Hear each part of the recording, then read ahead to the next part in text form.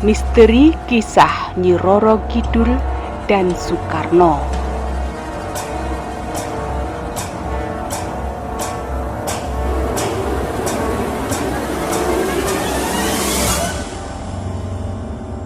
Halo YouTube, selamat datang di channel Suara Nusantara, channel yang selalu memberikan informasi terupdate buat kalian semua.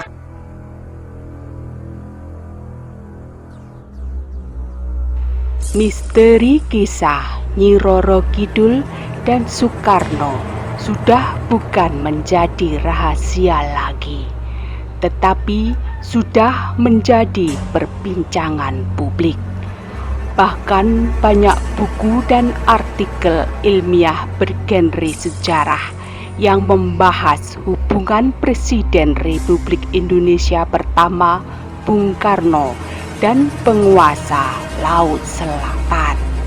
Presiden Soekarno merupakan sosok pemimpin yang dikenal dengan kemisteriusannya. Menurut mitos yang beredar di kalangan masyarakat Indonesia, selain arif dan bijaksana, Presiden pertama ini juga memiliki kesaktian yang jarang dimiliki oleh manusia. Bahkan sang presiden kabarnya juga memiliki kedekatan dengan ratu penguasa pantai selatan. Kisah Nyi Roro Kidul dan Soekarno itu pernah diceritakan seorang penulis asal Amerika bernama Isaac Asimov. Ia menceritakan sebuah pengalaman menginap di hotel yang berlokasi di Pelabuhan Ratu, Jawa Barat, yang menyediakan kamar atau room khusus untuk Nyi Roro Kidul sebagai Dewi Penguasa Laut Selatan. Dalam kepercayaan masyarakat Jawa, terutama sejak zaman Danang Sutawijaya, bergelar Panembahan Senopati mendirikan Kerajaan Mataram. Mitos Ratu Kidul betul-betul hidup dan diyakini bahkan setiap raja Jawa adalah suami Nyi Roro Kidul.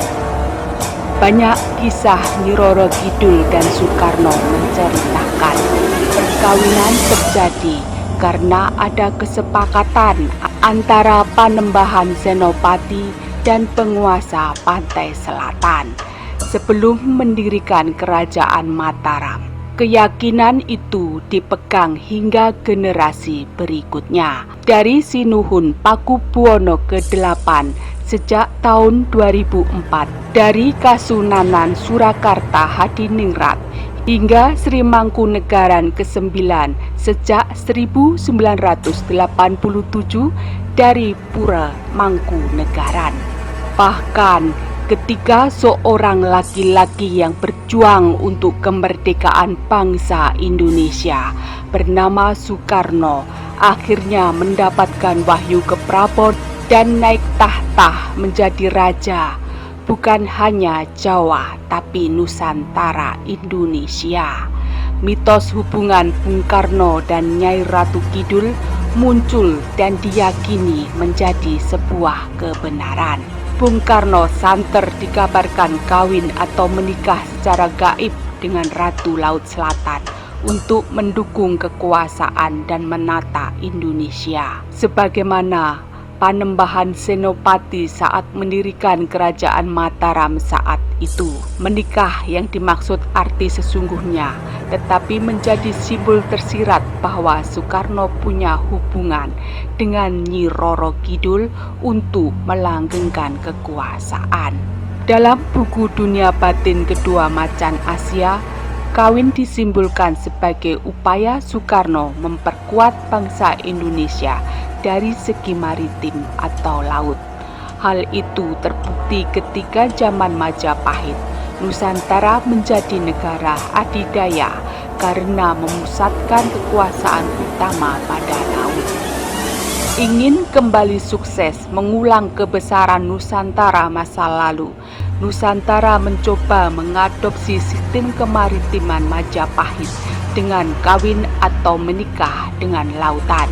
Artinya, manusia Indonesia mesti menyadari bahwa mereka hidup di negara maritim yang besar, sehingga harus berkolaborasi dengan laut bila ingin jaya. Di luar upaya rasionalisasi mitos dan legenda Bung Karno dan Ratu Pantai Selatan dengan banyaknya tafsir, cerita dan kisah sang putra Fajar menikah dengan Nyi Roro Kidul begitu melekat hingga hampir-hampir saja diyakini menjadi sebuah kebenaran sejarah. Sebuah hotel dengan kamar khusus di Pelabuhan Ratu menjadi saksi bisu pertemuan keduanya. Dalam buku Dunia Batin Dua Macan Asia 2014, bahwa suatu ketika sang putra Fajar bermimpi seekor ular naga raksasa yang ikut dengannya. Naga itu mengaku dengan nama Sanca Manik Kalipenyu. Dalam keterangannya, naga juga mengaku ditinggalkan di Bukit Gorong yang berlokasi di Kepulauan Ibu Ratu Nyi Blorong. Bung Karno gelisah dengan mimpi itu dan segera dikonsultasikan kepada Kiai Haji Rifai. Kiai Rifai kemudian memberikan Soekarno amalan dan doa hingga akhirnya berangkat ke Bukit Gorong untuk melakukan ritual mistik dan laku spiritual. Melalui laku spiritual bertapa tersebut, Bung Karno didatangi sesosok wanita cantik yang mengaku sebagai Nyi Blorong dan berkata, "Andika, derajatmu wis tiba ning ngarep. Siap nampi mahkota loro lan iki mung ibu iso menehi bibit kajembaran saka negara derajat kan manfaati saka derajatmu uga wibawa dan rezekimu serta asih penagihan." Artinya, anakku, derajatmu sudah saatnya di depan mata, siap menerima 2 mahkota. Ini ibu hanya bisa memberi sebuah mustika yang bermanfaat untuk derajat dan kewibawaan, rezeki dan pengasihan. Konon, 2 mahkota itu melambangkan satu sebagai penguasa umat manusia di Nusantara dan satu lagi melambangkan sebagai penguasa bangsa gaib. Nyi Blorong kemudian memberikan paku bumi sebagai jelmaan naga raksasa Sanca Manik dan di dalam mulutnya terdapat 2 buah batu delima merah putih kristal. Konon pula, warna merah batu delima itu menginspirasi Bung Karno menjadikan sebuah warna bendera Indonesia. Buku Dunia Batin Dua Macan Asia juga menyebut Soekarno juga pernah didatangi Kanjeng Sunan Kalijaga dan Ibu Ratu Kidul dan memintanya untuk pergi ke Bukit Tinggi Pelabuhan Ratu Sukabumi, Jawa Barat. Tetapi sampai saat ini, misteri kisah Roro Kidul dan Soekarno masih menjadi perdebatan antara cerita mitos yang berkembang di masyarakat dan masih menjadi misteri. Demikian informasi yang bisa kami sampaikan, semoga bisa bermanfaat bagi kita semua.